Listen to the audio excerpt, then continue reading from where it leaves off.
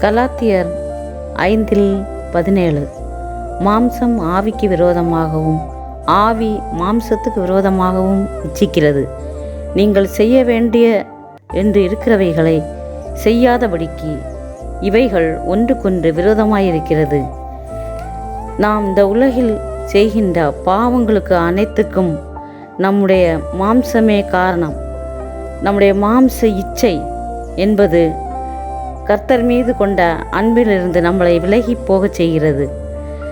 எப்போது நாம் கர்த்தர் மீது பற்று கொண்டு அவரிடம் விசுவாசத்திலே ரட்சிக்கப்படுகிறோமே, அப்போது மட்டும்தான் நமக்குள்ளாய் ஆவியின் செயல்பாடுகள் நிறைவேறும்.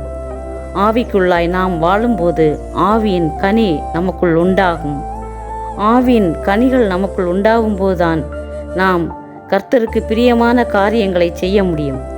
அன்பு, சந்தோஷம், சமாதானம், நீடிய பொறுமை, தயவு, நற்குணம், விசுவாசம், சாந்தம், இச்சையடக்கம் இப்படிப்பட்டவைகளை நாம் எடுத்துக்கொண்டு ஆவிக்கு ஏற்றபடி நாம் நடந்தோமானால் நம்முடைய வாழ்வானது கர்த்தருக்கு பிரியமான வாழ்வாயிருக்கும்.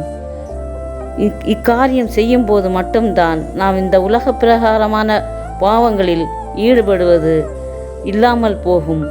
உணர்ச்சி தொடர்பான பாவங்கள், சமயம் தொடர்பான பாவங்கள், சமுதாயம் தொடர்பான பாவங்கள், தனி மனிதனின் பாவங்கள் என்று பாவங்கள் பல வகை.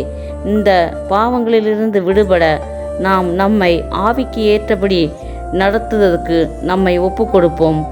எப்போதும் ஆவியின் கனிகளை நமக்குள் வைத்து கொண்டு நாம் அதன்படி நம்மை நடப்பிக்க மாம்ச இச்சைகளுக்கு ஒதுக்கி நம்மை கர்த்தருக்கு பிரியமான மக்களாய் வாழ நம்மை ஒப்பு கொடுப்போம்.